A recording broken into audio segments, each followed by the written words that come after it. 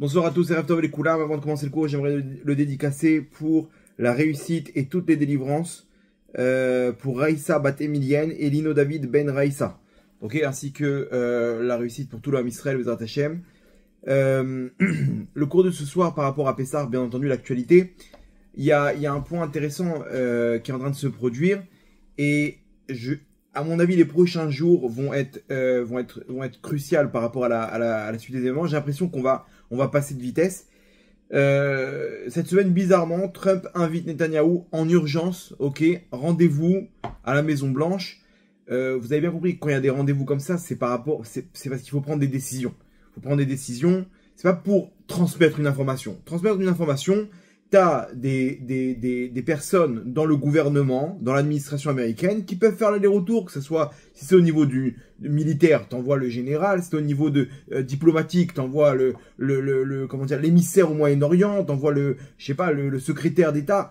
Là, quand tu veux que le président, il parle avec le président, ça veut dire, avec le premier ministre, avec Netanyahou, ça veut dire qu'il y a quelque chose où tous les deux, on doit décider, on doit poser carte sur table, et on doit savoir où on doit avancer. À l'issue de cette rencontre, ils ont parlé, non, il y aura des discussions, bien entendu.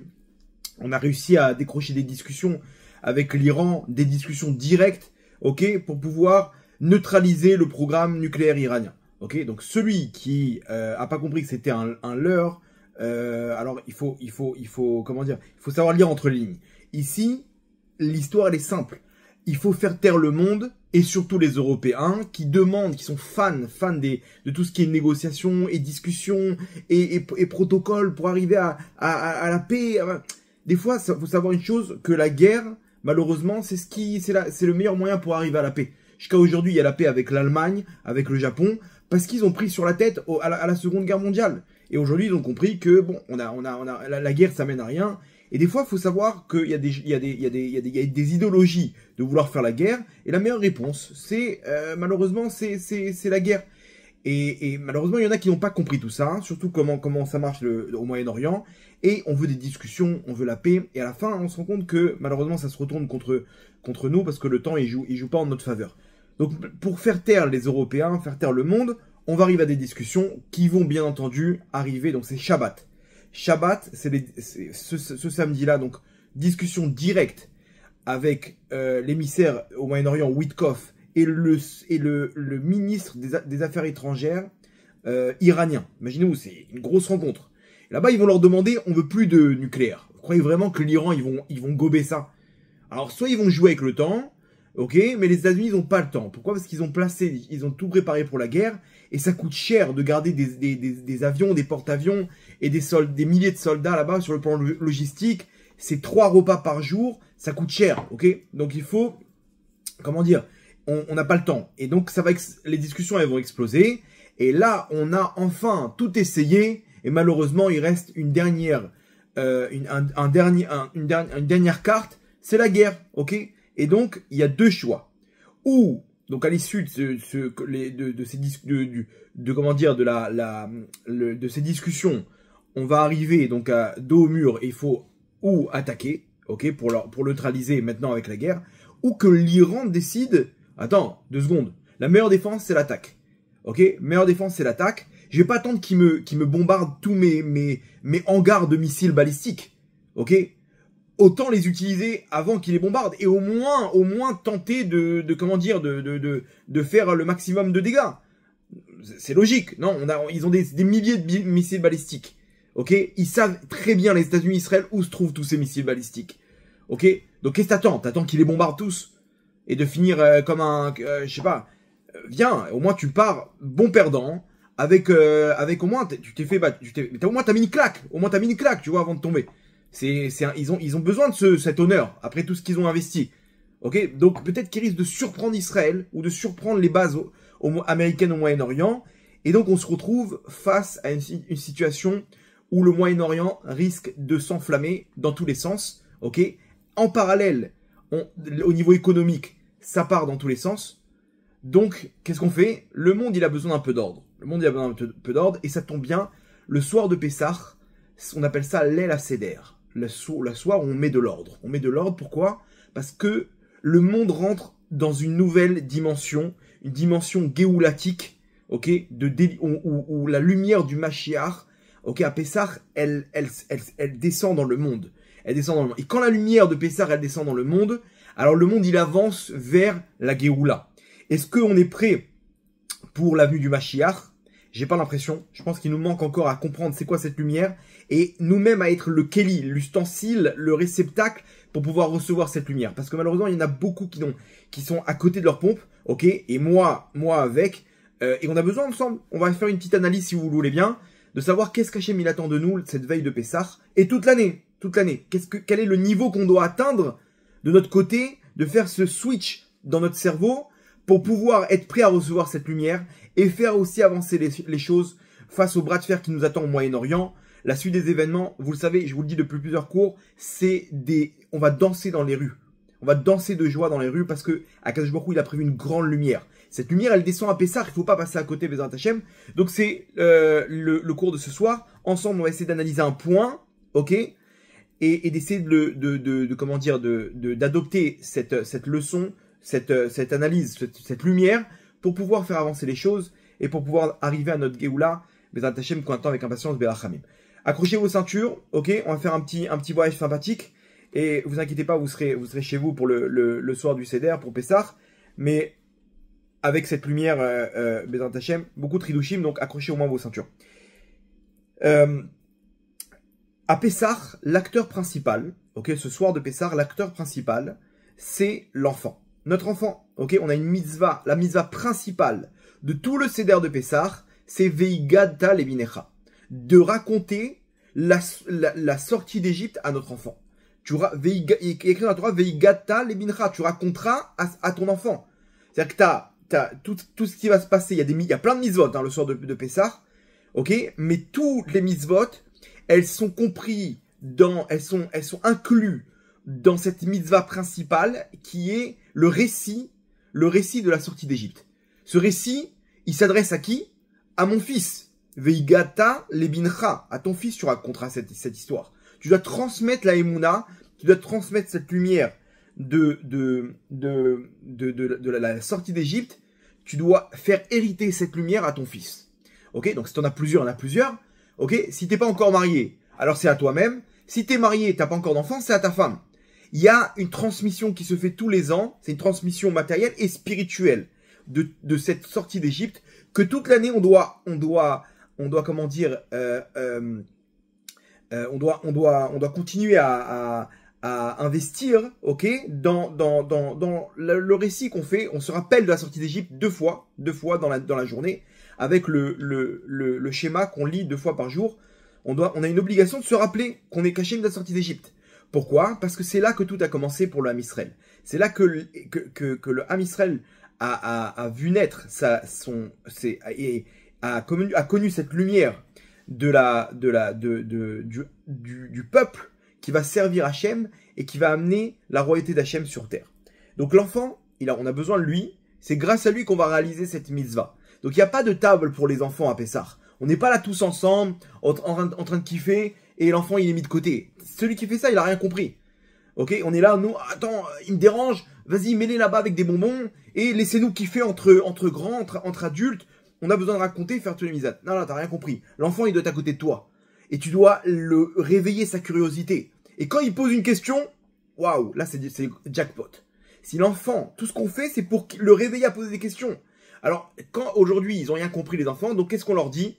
On leur dit, vous voyez, il y a une chanson au GAN, là-bas, on leur apprend cette chanson. Manishtana alayla zemikol alelot. Ok? Qu'est-ce qui se passe cette nuit-là de toutes les autres nuits? Que on mange du pain et là on mange des galettes. Que d'habitude on se lave les mains et on fait la bracha, là on fait pas de bracha. C'est quoi ce céleri là? Qu'est-ce qui se passe? Normalement, il pose la question et nous, de cette question, on commence le récit de la sortie d'Égypte. Mais en fait, normalement, on doit réveiller ça chez l'enfant. Et lui-même, il dit, mais attends, je comprends pas, papa, j'ai pas compris. Pourquoi alors, quand on est sorti d'Égypte, alors pourquoi Paro, il voulait pas nous écouter? Il a vu qu'il a pris des coups, et là, tu dois discuter avec lui. Très bonne question, mon fils. Alors, chauffe-le. Achète des cadeaux. Achète je sais pas, moi, ce qu'on fait, c'est qu'on achète des faux billets. Ok? Et on donne on fait une vitrine. On achète plein de cadeaux, des sacs avec des petites voitures, des petits cadeaux et tout, et des gros cadeaux. Alors, bon, aussi, des fois, les plus grands, il faut leur donner un peu d'argent. Ok, donc tu dis, voilà, tu vois ça, quand tu arrives à 100 billets, ok, c'est 1 shekel, 10 shekels. C'est à toi de gérer comment qu'est-ce que tes enfants, ils aiment. Tu t'envoies des bonbons, t'envoies des gâteaux, t'envoies des trucs. C'est comme ça qu'il faut faire. Mais, pour les réveiller, et là, ils sont actifs toute la soirée. Ils sont là, ils lisent. Toi, tu racontes et tu les chauffes. Dès qu'ils posent des questions, maintenant, s'ils posent pas de questions, alors ok, t'inquiète pas, il y a cette question qu'ils vont faire automatiquement. Ok, ils vont demander qu'est-ce qui se passe cette nuit-là de toutes les autres nuits. Ok, on leur répond, t'inquiète pas, on était esclaves en Égypte, et là on commence le récit. Cette lumière, Rabotai, ce récit, c'est une lumière. Chaque parole qu'on sort, c'est une lumière qui rentre dans la neshama de l'enfant. Dans les kavanotes du Rachash, à ce moment-là, on fait des kavanotes pour faire descendre une lumière, la même lumière qu'on a fait descendre lors de la mitzvah. Lorsque l'homme il se retrouve avec sa femme pour mettre au monde une neshama, on fait descendre une lumière. C'est la même lumière, ok? Nous on suit sur le plan matériel, mais sur le plan spirituel, il y a une lumière qui descend et qui va donner naissance, ok, à ce fœtus. À Pessah, on fait descendre la même lumière. Il y a des kavanotes là-bas à voir que juste avant le récit de Pessah, on fait descendre toutes ces lumières, il y a des kavanotes, on fait descendre ces lumières, et lorsqu'on raconte le récit de la sortie d'Égypte, on fait descendre la même lumière qui a donné naissance à la neshama de notre enfant. Donc c'est-à-dire qu'en fait, on lui redonne on lui insuffle un nouveau, une nouvelle lumière dans sa neshama. C'est immensément grand ce qu'on fait. Donc l'acteur principal, c'est l'enfant. Pourquoi? Parce qu'à Pessah, c'est là que naît le lien entre le père et le fils. C'est là que se renouvelle, qu'il y a un renouveau dans ce lien père-fils entre moi et mon fils, entre tous les parents et leurs enfants. On renouvelle, on fait un ridouche, un reset, ok? On remet en place un lien amélioré entre le père et le fils et son père. Et effectivement, en parallèle, on fait un renouveau, on améliore aussi ce lien entre nous et Akadosh Baruch Hu, entre Hachem, notre père, et nous qui sommes ses enfants. Ok? Bni berori ata, Hachem, banim atem l'Hachem elokechem. Vous êtes des enfants pour Hachem, votre Dieu. On a ce même lien avec Hachem. Et il faut réveiller ça, c'est le soir de Pessah. Keneged arba banim dibra Torah. Il y a plusieurs types d'enfants, 4 types d'enfants, ok, dans la Haggadah qu'on dit. Pareil, la Torah, elle a parlé pour 4 types d'enfants. C'est ces mêmes enfants qu'on est, nous, pour Hachem.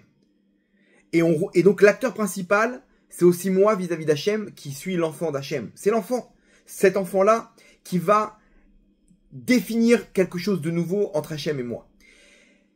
Maintenant, remontons un peu l'histoire. À Pessah même, vous allez voir que c'est là qu'est né le lien, cette lumière de l'enfant. Ce lien entre le père et le fils.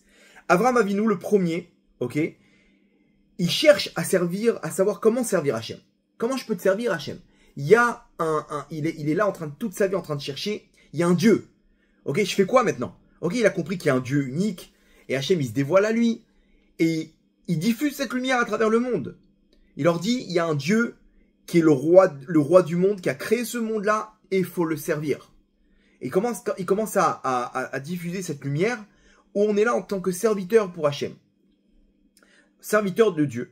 Ok, il y a des règles, et il leur explique. Et il se bat, lui, avec les hommes, sa femme avec les femmes, pour montrer au monde quelles sont les règles, comment servir ce Dieu. Et il arrive à Hachem de plus en plus. Car il comprend qu'il y a quelque chose de plus grand. Il y a un autre niveau. Ce niveau-là, il n'est pas donné à tout le monde. Le monde lui-même ne pourra pas subir, ne pourra pas subir toutes les règles de ce nouveau niveau qu'Hachem il demande à Abraham. Effectivement, donc il y a eu l'histoire du déluge, ça n'a pas marché. Hachem il leur a demandé, restez calme, restez tranquille, là vous pouvez pas rester dans la faute. Et Hachem il a rasé le monde avec un déluge. Après il y a eu la tour de Babel, et après il y a eu l'histoire de Sodome et Amora. Ok, là-bas Hachem il comprend, stop, il faut que je rase ces deux villes, il y a trop de fautes. Ils n'arrivent pas à tenir le coup, je peux pas leur donner ce nouveau niveau. Par contre, il y en a un que lui il arrive à tenir, c'est Avraham Avinu. Et au moment où Hachem va détruire Sodome, juste avant, Hachem va dévoiler à Abraham son nouveau niveau. Abraham, maintenant, tu vas passer en tant que peuple, ok, qui va être le premier-né du monde. Le premier-né du monde, ça veut dire que tu vas plus avoir le même lien de serviteur. Ça c'est le monde. Jusqu'à maintenant, le monde, il était en tant que serviteur, ok, tu réussis, tu reçois. Tu réussis pas, t'es puni. Tu vas passer au niveau de fils. Maintenant, tu vas être comment dire, le peuple de toi va descendre le peuple qui va être à l'image de mon fils premier-né sur terre. Donc là, c'est pas pareil. Là, t'es plus en tant que serviteur. T'es en tant que prince. Le fils du roi, il devient le prince. Waouh, là, c'est un autre niveau complet. Et là, juste avant, les anges, ils annoncent à Abraham qu'ils vont détruire Sodome. Ok, le monde ne peut pas tenir, on est obligé de punir le serviteur. Le serviteur, il ne veut pas tenir. Mais toi, Abraham, tu montes de grade. Et c'est pour ça que tu reçois un enfant. Et les anges lui annoncent la naissance d'Yitzhak. Ça se passe à Pessah. Ce même jour à Pessah. Pourquoi? Parce que Pessah, c'est la lumière de ce lien de ce niveau entre Hachem et ses enfants, ok, le Ham Israël, où là-bas on monte de grade. On passe à ce niveau où on n'est plus serviteur d'Hachem, mais on est le fils préféré d'Hachem. Ce premier-né, qui a une responsabilité. En tant que premier-né, tu as une responsabilité envers tes frères. Ok? Tes frères qui n'ont pas compris encore ce niveau-là, potentiellement, à la Géoula, tout le monde va atteindre ce niveau-là, mais pour l'instant, c'est des serviteurs. Et donc, on annonce à Abraham comment ça marche ce niveau. Très simple. Et ben, tu vas le découvrir par toi-même. Je vais te donner un fils. Jusqu'à maintenant, je voulais pas que tu te concentres sur ton fils. C'est pour ça que tu étais stérile, Abraham. Et donc, tu devais te concentrer sur le monde. Maintenant, c'est terminé. Le monde, il reste derrière. Et toi, tu montes de niveau. Tu montes de grade, Abraham. Et pour comprendre c'est quoi ce nouveau niveau, je te donne un fils. Mais tu vas voir c'est quoi cette relation. Pour que tu comprennes qu'est-ce que j'attends de toi, Abraham, tu dois comprendre qu'est-ce que c'est cette relation. C'est quoi cette relation entre père-fils.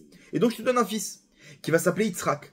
Et là-bas, tu vas voir tout l'amour que tu auras pour lui. C'est exactement ce que j'ai pour toi. Enfin, c'est une autre dimension. Par contre, ce que je te demande, c'est exactement ce que tu vas demander à ton fils. Ton fils, il va vouloir jouer, il va vouloir manger, il va vouloir dormir, il va vouloir des bonbons tout le temps. Il y a des choses que tu peux lui donner, des choses que tu dois mettre des barrières. C'est exactement ce que j'attends de toi en tant que fils dans cette relation. Ne sois pas le petit bébé qui veut tout le temps prendre. Comprends que j'attends de toi des choses, moi aussi. Que je dois t'élever dans le droit chemin. Comme toi, tu comprends que ça, non, je peux pas donner ça à mon fils. Et Sarah elle-même, elle a compris. Stop, il faut séparer Yitzhak et Ishmaël. Il y a un problème là, il est en train de l'entraîner dans le mauvais chemin. Donc un père des fois aussi, il est pas sympathique. Une maman des fois, elle est pas sympathique. Mais maman, laisse-nous regarder encore un film. Mais tu vas te coucher à 2h du matin. Demain, il y a l'école, il y a des devoirs. Et tu peux pas rester... Mais s'il te plaît, laisse-nous encore kiffer. Tu peux pas faire ce que tu veux. J'ai une responsabilité sur toi, mon fils. Hachem, pareil. Il nous envoie sur ce monde-là. Il veut qu'on comprenne que le lien, c'est père-fils. Mais attention, en tant que père, j'ai une responsabilité pour ton tikkun, pour ta mission sur terre, mon fils. Et donc, l'année d'après, le même jour, à Pessah, va naître Yitzhak. Va naître Yitzhak, ok. Et par contre, Hachem lui annonce. De base, regardez comme c'est fort. Mais de base, lorsque Abraham, il demande ce lien avec Hachem. Il lui dit, mais attends, Hachem, pourquoi j'ai pas d'enfant? Je veux connaître ce lien. Regardez ce que dit le pasouk, c'est incroyable. Hachem, Hachem, il se dévoile à Abraham, ok? Et quand il se dévoile à Abraham, il lui dit à Hachem, il profite, il lui dit, Hachem, je veux pas stagner avec ce niveau tout le temps. Pourquoi tu me donnes pas de fils? Pourquoi tu me donnes pas ce niveau? Vayomer Abraham, Hachem Elohim, matitenli, vanochi olech hariri. Qu'est-ce que tu vas me donner? J'ai pas d'enfant. C'est mon serviteur qui va hériter. Je veux pas transmettre au monde ce niveau de serviteur envers un roi. Je veux un enfant à moi. Vayomer Abraham, Enli lonatata zara. Tu m'as même pas donné de descendance. Veine ben beti yoreshoti, c'est mon serviteur qui va hériter. Je veux pas de serviteur, je veux un enfant, Hachem. Maintenant, comprenez bien qu'Abraham, il cherche pas on parle pas, Abraham, toute sa volonté, toute sa motivation, c'est la royauté d'Hachem sur terre. C'est de faire avancer le projet divin. Abraham, il parle pas maintenant d'avoir un enfant pour apprendre dans ses bras. Il n'est pas là-bas.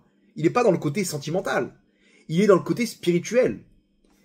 Et là, Hachem, regardez ce qu'il lui dit. Il lui dit, ok, il n'y a pas de problème. Tu veux ce niveau?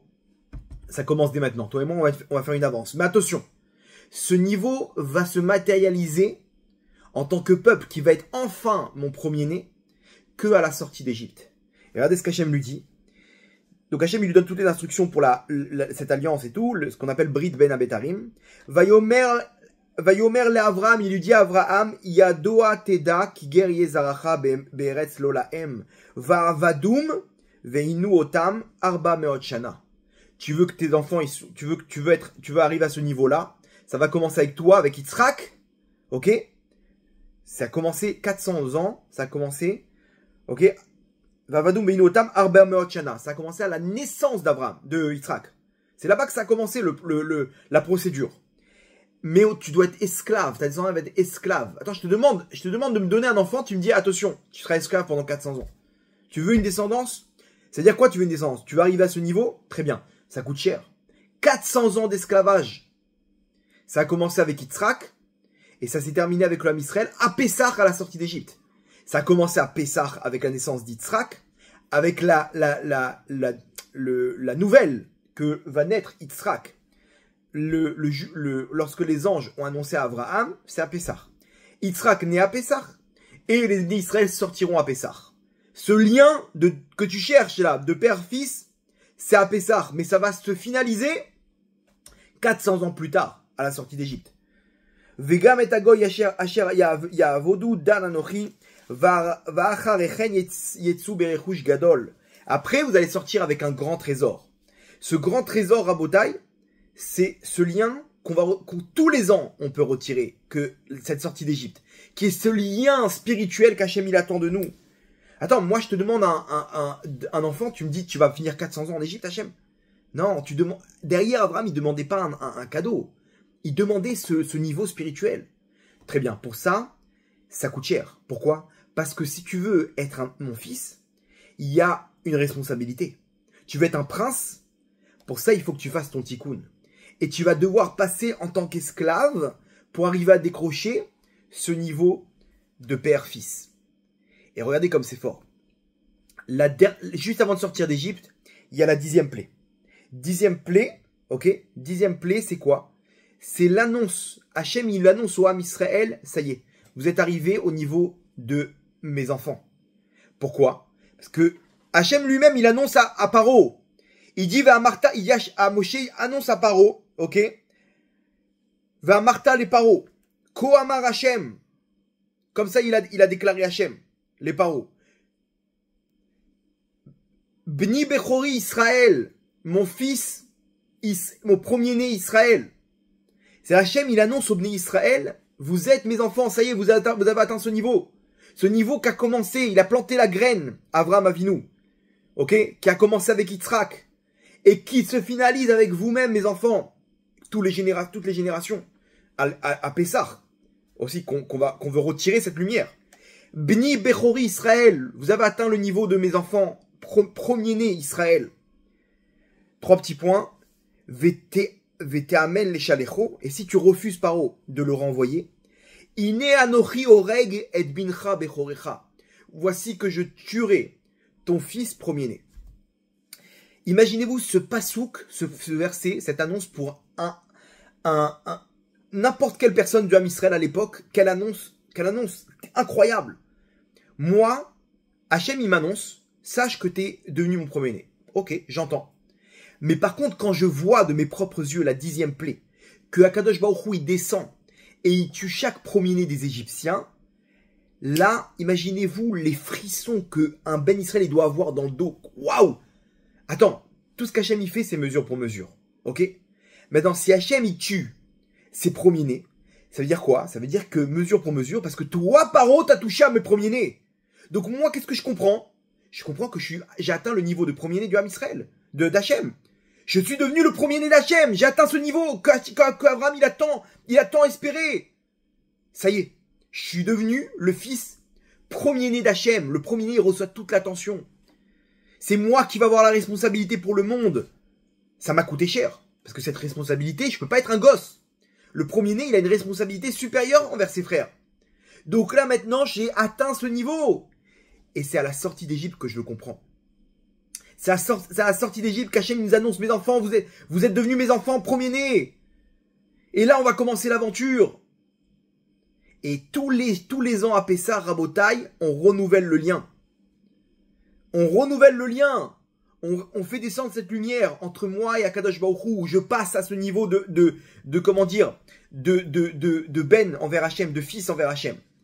Regardez bien dans la Gada. On nous donne tout le plan. Tous les niveaux qu'un Ben Israël il doit atteindre. Le premier Rabotai, on nous dit comme ça, vous connaissez, dans Dayenu, on nous ramène, si jamais Ilou Natalano et Mamonam, si Hachem nous avait donné leur trésor, Velo Karalano et Ayam, Dayenu, et qu'ils nous auraient pas, ouvert la mer, ça nous aurait suffi. C'est-à-dire, on nous passe des niveaux, qu'il y a ce niveau-là, d'être sorti d'Égypte. Ok? Après, il y a l'ouverture de la mer Rouge, c'est un autre niveau. Maintenant, à la fin, on nous donne les plus hauts niveaux, ceux qu'on doit atteindre. Ilou Keravnu Lifnear Sinai, Velo Natan Lanu et Torah Dayenu. C'est-à-dire qu'il y a un niveau qui est d'arriver tout le Ham Israël ensemble, sans recevoir la Torah. De quoi tu parles? Attends, j'ai pas compris. La Torah, c'est-à-dire, il y a un niveau à atteindre, c'est d'être ensemble. C'est quoi d'être ensemble? De pouvoir se supporter les uns les autres. On te demande des midot, on te demande du derech eretz. Ça, c'est la première des choses avant de recevoir la Torah. D'arriver à contrôler ta colère, d'arriver à contrôler tes désirs, d'arriver à accepter ton prochain. Et ça, c'est la première des choses qu'on te demande avant de recevoir la Torah. Il y en a qui ont la Torah qui se mettent des coups de coude. Tu utilises la Torah pour... Non. Derech eretz, kadma la Torah. Ton comportement, il devance la Torah. Donc ça nous aurait suffi d'abord d'arriver à ça. Et c'est ce qu'on voit aujourd'hui en Israël. En Israël, on voit des gens qui ont un niveau de valeur extrême. Genre les valeurs, les plus hautes valeurs aujourd'hui dans l'État d'Israël. La Cour suprême. Et les gens d'extrême gauche, ils sont là. Des gens comment dire, qui comprennent. Non, attention, il faut comprendre. On est des hommes de paix, des hommes de valeur. J'ai écouté à la radio, j'ai jamais vu sa tête, hein, mais j'ai jamais entendu. Comment dire, le juge de la Cour suprême, là, le représentant de toute la Cour suprême, le juge supérieur, je sais pas comment il l'appelle en français.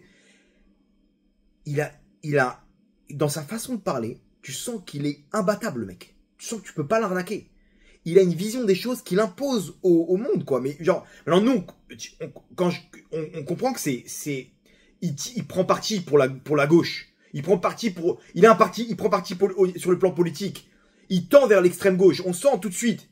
Mais sa façon dont il parle, il place ça comme des valeurs au-dessus de tout le monde, quoi. Ça, c'est comme ça, voilà. C'est comme ça qu'il faut comprendre les choses. Voilà mon avis. Et comme ça, j'ordonne. Ok, et comme ça, j'impose, et comme ça, il parle au nom de la loi, genre tu peux, limite, quand tu lui dis quoi que ce soit, genre, tu passes pour je sais pas, pour une dictature. Moi, je suis la démocratie, et c'est moi ce que je vais dire, ils sont tous là comme des toutous, derrière lui, ok, et il est là, il impose. Regardez comme c'est fou, mais il impose. Non, vous pouvez pas virer le chef du Shin Bet. Pourquoi? Parce que lui, il envoie toutes les informations. Et eux, ils montent des dossiers, ok, avec la procureure là-bas du gouvernement. Il lui donne toutes les infos et elle monte des dossiers pour faire tomber le gouvernement. Et c'est normal. Non, c'est incroyable. Regardez ça. Il s'appelle Ronen Bar, le chef du Shin Bet. Ronen Bar Gematria 505. La procureure là-bas du gouvernement, elle s'appelle Gali Biarav Miara. La même valeur numérique, 505. Ouais, ils ont pas de mèche. Maintenant, ils ont découvert qu'ils étaient ensemble. Ils se connaissaient. Genre, ils font des barbecues ensemble, les mecs. Et lui, il envoie les informations. Regarde, il y a des informations avec le Qatar. Vas-y, fais-nous les grands titres. Et les médias, ils adorent. Alors, ils parlent que de ça. Que Netanyahou, machin. Mais lâchez-le, le mec. Lâchez-le. Laissez-le tranquille. Je suis pas pro Likoud, hein, mais arrêtez-vous. Il y a d'autres sujets importants. Et ils utilisent les otages, et ils sont là pour faire, ils ont qu'une idée en tête, récupérer le pouvoir, on veut le gouvernement. Et le gouvernement, tout... Alors, regardez comme c'est fou. Ils sont... Alors, le peuple, il est derrière eux, derrière c'est-à-dire les familles d'otages, ils ont réussi à leur manger le cerveau. Ce même directeur du Shin Bet, c'est lui le responsable du 7 octobre. C'est-à-dire, de tous les responsables, il a la tête du plus grand responsable du 7 octobre. Pourquoi? Parce que le gouvernement, que la gauche ils appellent le gouvernement du 7 octobre, responsable, que on n'oubliera jamais ce gouvernement, c'est lui le gouvernement du 7 octobre. Attends, moi en tant que dans le gouvernement, je ne peux rien décider si on ne me donne pas les informations. Qui donne les informations? C'est qui le carrefour de toutes les informations? C'est le Shin Bet. C'est eux qui récupèrent les informations, qui mettent ça sur la table, et moi, le gouvernement, je peux prendre des décisions. Mais si tu me donnes pas des informations qui sont en train d'attaquer, comment tu veux que moi je prenne les bonnes décisions? Donc le plus grand responsable, c'est le directeur du Shin Bet, ce Ronen Bar. Mais la gauche, bizarrement, ils lui veulent pas de mal. Non, lui, il faut pas le virer, il est important pour nous. Pourquoi? Parce qu'il donne des informations, c'est un homme politique, vous comprenez, qui veut faire tomber le gouvernement. Donc d'un coup, lui, il n'est pas responsable. Mais attention, Netanyahou, c'est à cause de lui qu'ils ont été kidnappés, c'est à cause de lui qu'ils sont morts. Et lui, au moins au même niveau. Pourquoi? Parce qu'ils ont pas de Torah. Ils ont pas de Hémet. Ils ont des bonnes midotes, ils ont des bonnes valeurs, c'est sûr, mais il leur manque la Torah. Et ça, c'est le niveau au-dessus. Le niveau au-dessus, c'est la Torah. Il dit le Rambam dans l'Ichot Deot, celui qui a pas de Torah, il est malade du cerveau. Il est malade, il comprend pas le Hémet.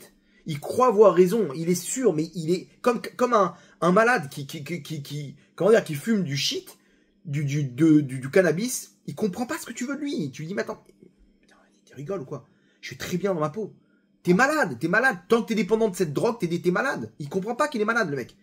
Pareil, il y en a au niveau des déotes, au niveau de leur pensée, ils sont malades. Pourquoi?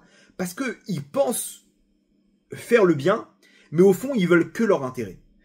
Alors donc on te dit, ok, les midotes c'est bien, mais derrière rajoute la Torah. Tu peux pas rester avec tes midotes, comment dire, tes bonnes valeurs, sans les diriger vers le Hémet. Parce qu'après, tu vas les diriger vers toi. Donc après, on te dit, le niveau d'après, c'est la Torah. Par contre, attention, il y a encore un niveau dessus. Ilou natalanu et Torah, s'il nous avait donné la Torah, velu irnisanu l'eret Israël, dayenu. Par contre, s'il nous fait pas rentrer en Israël, ça nous aurait suffi. C'est-à-dire quoi? La Torah, c'est un niveau, mais il y a un niveau au-dessus. C'est Eret Israël. Eret Israël, c'est quoi? Ok, j'ai ma Torah. Mais ne reste pas en galoute.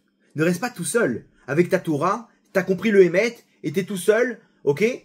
Et tu décroches ton Lamaba. Ça, c'est quoi? C'est les Jeux Olympiques? On est tous dans le même bateau. Et on est tous un peuple. Et ce peuple-là, c'est quoi? Eret Israël. C'est sur la terre qu'Hachem nous a donné.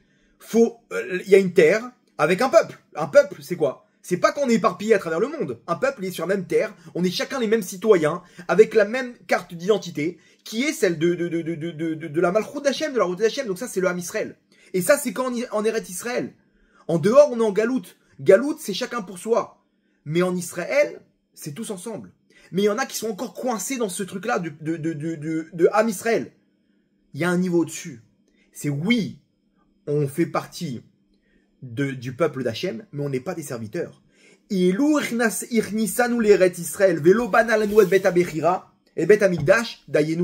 que si on est en Israël, mais on est encore sans le Bet Amikdash, qui est quoi le Bet Amikdash? Qui est la maison d'Hachem. Et si on n'a pas construit le Bet Amikdash, alors Dayenu, c'est-à-dire ça nous suffit, mais le niveau au-dessus, c'est quoi? C'est le Bet Amikdash. Bet Amikdash, c'est la Géoula. La Géoula, c'est quoi? C'est Akadosh Baruch Hu, il nous prend en tant qu'enfant. Ça y est, maintenant, je vous délivre de toute votre souffrance. Le Bet Amikdash, c'est le Cheder Ichud entre le Ham Israël et Hachem. C'est quoi? C'est Bni Bechori. T'es mon fils aîné. Bani Matem, l'Hachem Elokechem. C'est ce que David Ameler, toute sa vie, il a voulu faire. Toute sa vie, David Ameler, il avait un seul plan. D'arriver à construire la maison d'Hachem. Shifti Bevet Hachem, Kol Yemei Chayai. C'était ça le seul plan qu'il avait, David Ameler. Qu'est-ce qu'il faut faire, Hachem? Faut liquider les ennemis, c'est ça? Faut liquider Amalek? Il n'y a pas de problème. David Ameler, il s'est pas calmé jusqu'à qu'il a pas rasé tous les ennemis d'Israël. Il a terminé, il a acheté le Aramoria, l'endroit où se trouve le Beth Amikdash. Et il a commencé à construire jusqu'à qu'Hachem lui a dit stop. C'est pas toi qui dois construire. Super ce que t'as fait, mais quoi, Hachem, c'est ça ce que je désire. Il a pas eu le droit de le faire. Il va revenir, David Ameler, en tant que Melech HaMashiach. Mashiach ben David. Mais entre-temps, Hachem, il dit stop. Tu peux pas construire le Beth Amikdash. Je sais, c'est ce que tu espères du plus profond de ton cœur, d'arriver à ce niveau, toi aussi. Mais c'est pas possible. Ça sera qu'à la Géoula finale. Mais David Amelech, il s'est pas calmé. Il déclarait Vani kirvat Elokim litov. Il n'y a qu'une seule chose que je veux. C'est la proximité avec Hachem. Vani kirvat Elokim litov. Il n'y a que ça au monde que je désire. Le seul désir que je veux, mon projet ultime, c'est kirvat Elokim. Cette proximité avec Hachem. De retrouver mon papa. De rentrer à la maison. C'est ça ce que je veux. Mon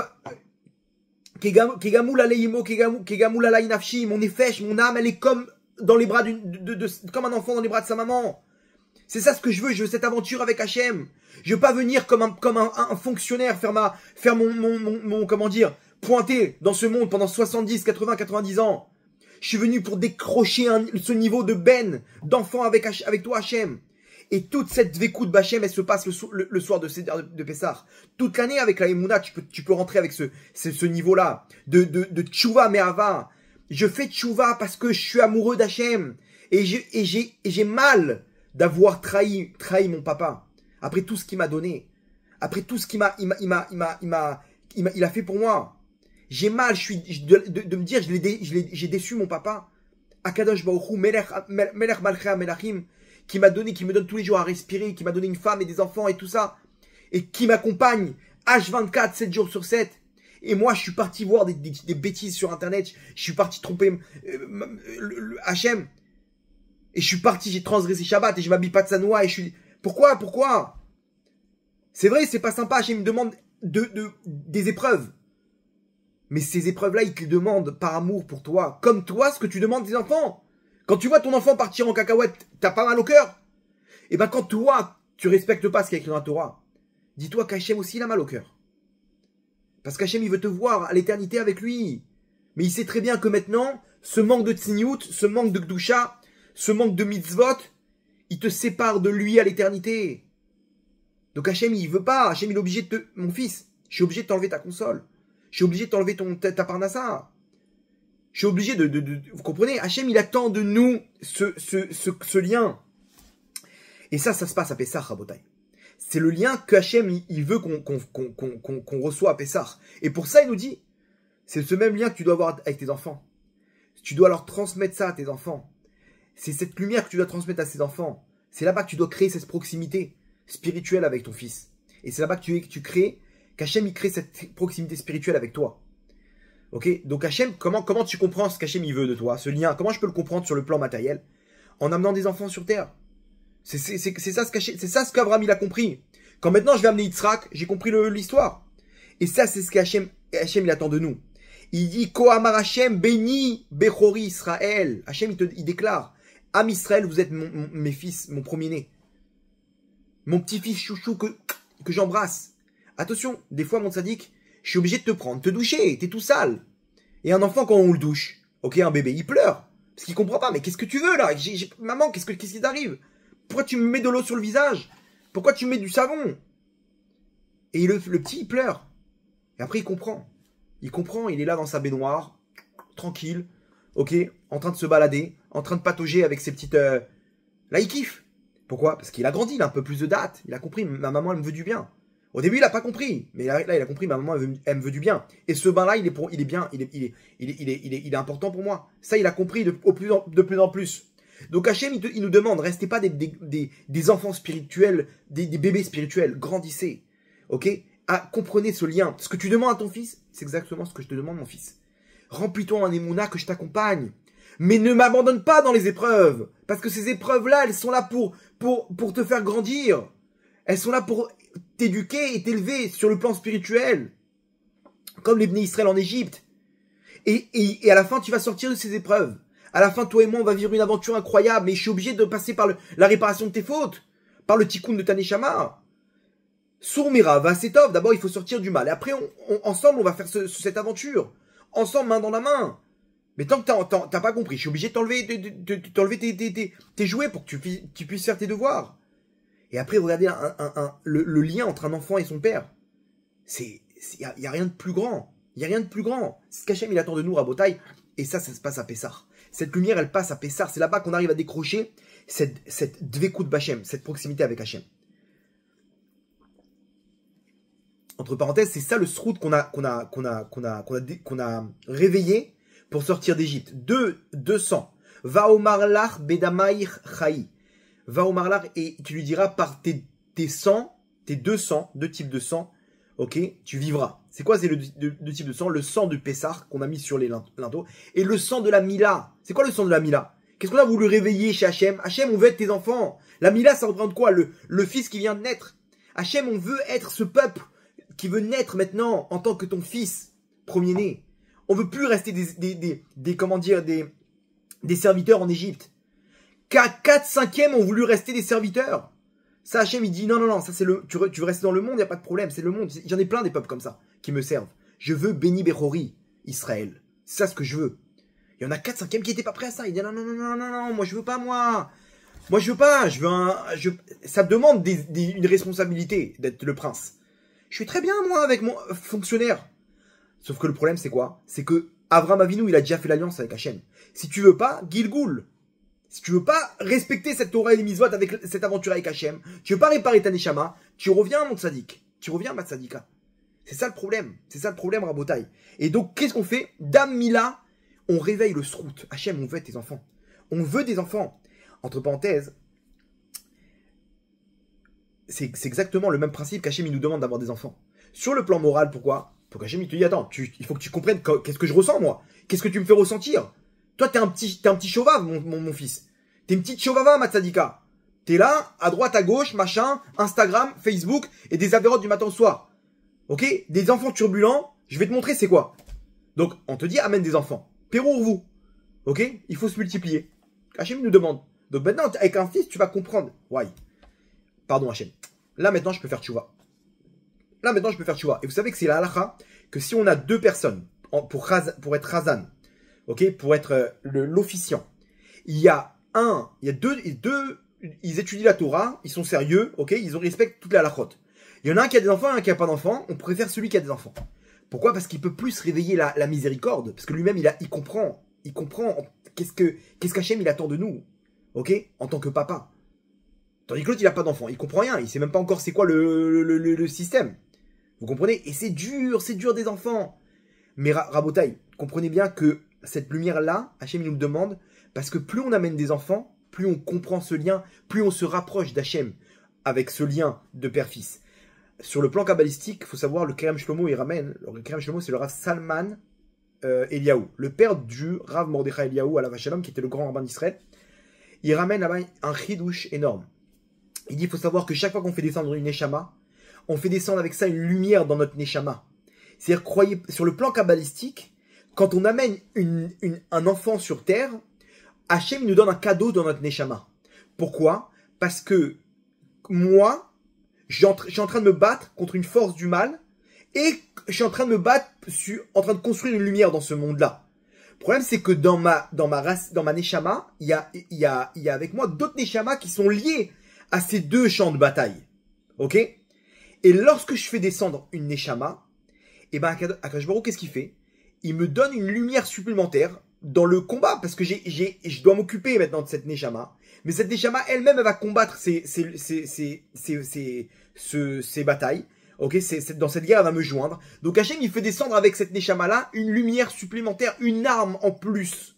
Ça peut être la parnassa, ça peut être une richesse, ça peut être un cadeau. Cadeau que tu reçois quand tu fais descendre des neshamot. Pourquoi? Parce que quand on est deux, on a beaucoup plus de force que lorsque je suis tout seul. Quand on est 3, encore plus. Quand on est 4, quand on est 5, quand on est 10, il y a la shrina avec nous. Ok? Et plus on amène d'enfants, ok? Alors, chacun avec son rave. Hein. Mais plus on amène d'enfants, plus on amène de la lumière dans notre neshama, plus on monte de niveau. Sur le plan moral, vous avez compris, parce que je comprends mieux ce qu'Hachem il attend de moi pour décrocher ce niveau spirituel. Ok? Sur le plan spirituel, le Kerem Shlomo, il dit chaque enfant qui descend, tu reçois sur le plan spirituel et sur le plan matériel une amélioration dans ta vie. C'est incroyable. Ok? Et c'est pour ça que ne prenez pas des décisions tant que cet enfant il n'est pas encore là. Parce que tu dis, non, mais comment je fais avec Vodrave? Mais c'est non, mais t'as pas encore reçu la lumière. Amène cet enfant, tu vas voir, on en reparlera. Et tu sais quoi? Mieux que ça. Si cet enfant il te dérange, tu me le donnes, moi je te le prends. Ok? Comme ça, le Rav David Batsri, il a dit, vous savez qu'il y a un organisme qui s'appelle Hidabrut. Eux là-bas, ils ont comment dire, une marlaka, il y a comment dire, comment traduire en français marlaka, il y a un pôle là-bas qui s'occupe d'empêcher les femmes d'avorter. Donc si vous connaissez une femme qui va avorter, ok, ils transmettent le numéro, il y a une femme qui appelle cette femme, il dit bonjour madame, ok, une assistante sociale qui va venir essayer de comprendre le pourquoi du comment, ok, on est là pour vous aider. C'est quoi le problème? Et des fois c'est parce que je le voulais pas, c'est problématique, etc. Et c'est un problème d'argent. La majorité des femmes, c'est un problème d'argent. Ok, alors vous avez besoin de quoi? Ils ont des donateurs qui leur donnent tout ce qu'ils ont besoin. Le lait, les couches, la poussette, ça c'est sur notre compte. Toutes les femmes qui ont accouché, okay, qui ont suivi qui ont donc empêché l'avortement, toutes les femmes, elles témoignent qu'elles ne regrettent pas. Quand tu vois cette petite tronche là trop mignonne, tu peux pas te dire comment j'ai voulu me débarrasser de cet enfant. Ok. Alors maintenant il y a des cas un peu plus graves, c'est des problèmes, comment dire, des problèmes de santé, des problèmes psychologiques, etc. Il n'y a pas de problème. Amène cet enfant et le Rav David Batsri, lui il te dit, moi j'élève cet enfant-là. Si c'est un problème, des fois il y a des femmes, elles ont peur d'amener des enfants trisomiques ou des trucs comme ça. Si l'enfant il est comme ça, n'aie pas peur, il y a des familles qui vont les accueillir. N'aie pas peur, amène-le au monde, comme ça, et t'inquiète pas, le Rav David Batsri, qui est un des grands d'Israël, un des plus grands Mekoubalim de cette génération, il te dit, moi je m'en occupe. Amène des enfants, n'aie pas peur.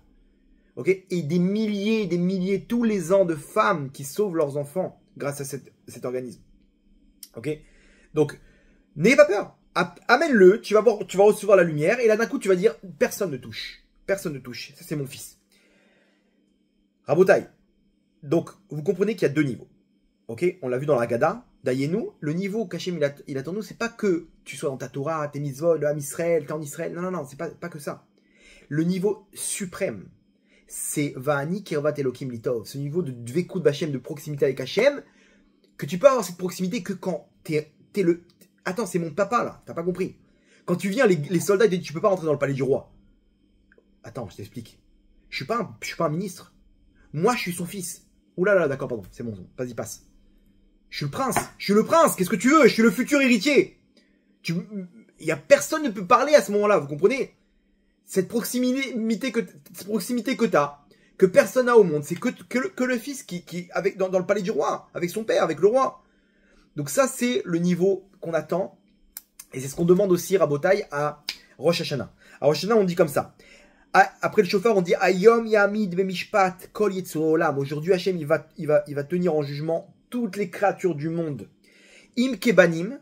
Ok, et là, le Harizal, il dit Im Kebanim, c'est quoi entre parenthèses? En tant que Hatzilut. Si Hachem, tu me juges, juge-moi en tant que Banim. Et là, nous dit le Harizal, c'est le niveau ultime, le niveau de Hatzilut qu'on atteint quand Aneshama elle atteint le niveau de Hatzilut. Sinon, on dit quoi? Im Ke Avadim. Si jamais je suis encore au niveau de Avadim, de Eved. Ok. Alors à ce moment-là, j'espère que tu puisses avoir de la pitié pour moi, Hachem. Ok. Et ça, ce niveau-là, nous dit le Harizal, c'est Olamot Bia. Bria, Yetzira, Asiya. C'est les niveaux qui sont en dessous. Et ça nous dit le Harizal, c'est le niveau de Eved. Eved, c'est serviteur. Le niveau de serviteur, c'est le niveau en dessous. Alors attention, il y a des bons serviteurs. Des tzadikim. Fait tout à la lettre, bien. Ok. Lui, bah, au Hachem, il a des bonnes midotes. Il a la Torah. Il s'occupe du Ham Israël, il a l'amour pour l'Ham Israël, mais il lui manque encore cette proximité avec Hachem. Ok, donc t'es le meilleur niveau de Eved, mais t'es qu'un Eved, mon tzaddik. T'es qu'un Eved. Il y en a qui font tout à la lettre, bien, mais qui nous dit que tu fais pas tout ça pour toi. Il est où Hachem dans tout ça? Il est où ce lien que t'as avec Hachem? On veut pas un système de cause à effet, de srar veonesh, de salaire, de patron et de fonctionnaire. On veut pas de ça. On veut que tu passes le niveau, monte au niveau Hatzilut, monte au niveau supérieur, mon tzaddik, monte au niveau supérieur, ma tzadika. Et ça, c'est à Pessah. À Pessah, on décroche le niveau Rabotai.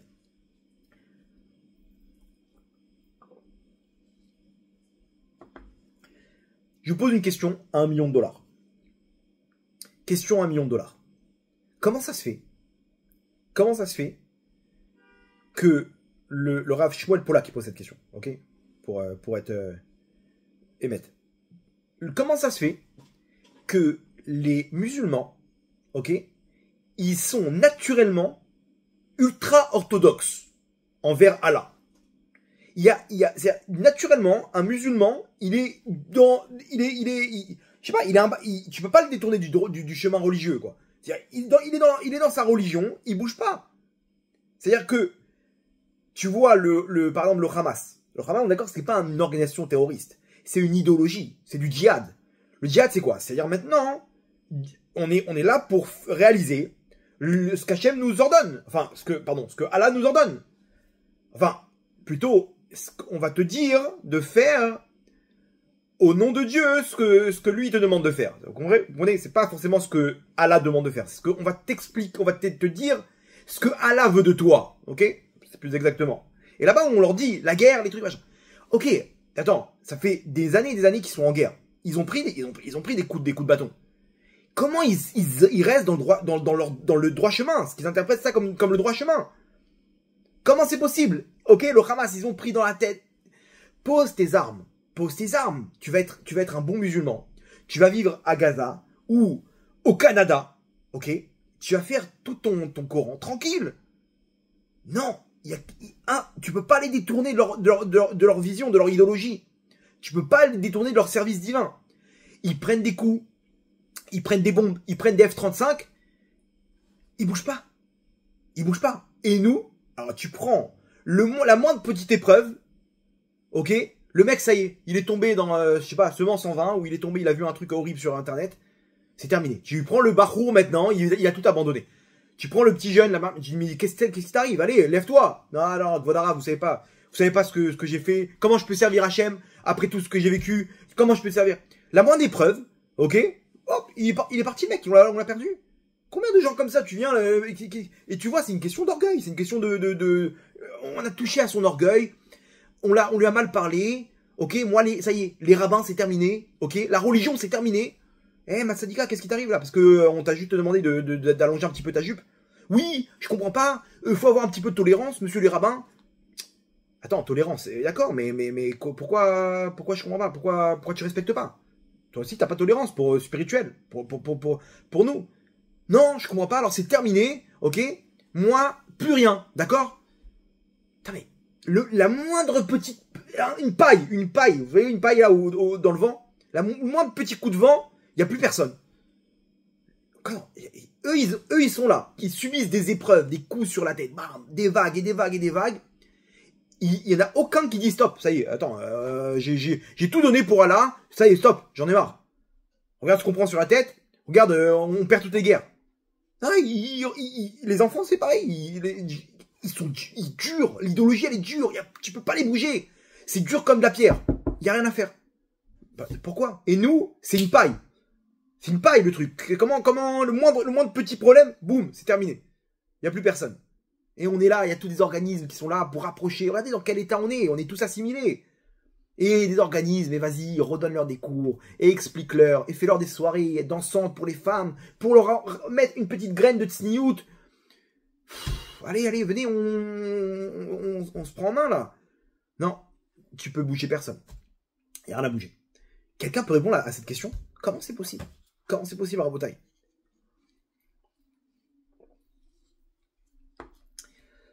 Alors bien entendu, sur le plan spirituel, plus la chose, elle est, même sur le plan matériel même, plus la chose elle a de la valeur, plus elle est fragile. Plus elle est fragile. Vous prenez un verre en cristal, ça n'a rien à voir avec une planche de bois. Attends, mais il a à peine tombé là sur la table, il est fissuré, c'est pas possible. Et l'autre, c'est une planche d'une bûche, c'est indestructible. Il n'y a pas de fissure. Pourquoi? Plus c'est fragile, plus ça a de la valeur, plus c'est fragile. Vous comprenez bien, une voiture. Le mec, il a acheté une Porsche. Ok, il va faire attention. On dit, c'est de la valeur. Maintenant, tu rigoles ou quoi? Quand un costume dernier cri, il marche, le mec, et son fils se rapproche. Attention avec ton chocolat, bouge. Vous comprenez? Bref. Bon, ça c'est l'explication sur le plan matériel. Sur le plan spirituel, ou plutôt sur le plan moral, vous allez comprendre la différence. Et la différence, elle est énorme. Vous allez voir que c'est pas pour rien. Qu'est-ce qui se passe dans la tête d'un jeune musulman? Un jeune musulman, il grandit, ok, et il commence à avoir des désirs, ok. Il est attiré par les femmes, et il commence à avoir des attirances, il commence à avoir des papillons dans le ventre, ok, 15 ans, 16 ans, et il a envie d'attraper une femme dans n'importe quelle femme, ok? Qu'est-ce qui lui permet de retenir ses désirs et de pas tomber dans la faute, ok? Qu'est-ce qui lui permet de tenir? Ce qui lui permet de tenir, c'est qu'on lui promet quoi? Attention, si tu tiens le coup, tu vas recevoir les mêmes désirs fois 70.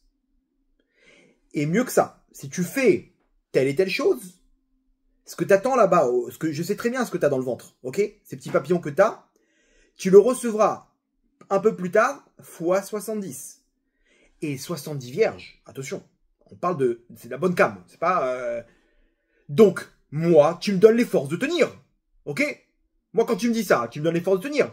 C'est le même principe dans le travail. Qu'est-ce qui fait que le système du travail, tout le monde est dans le système du travail.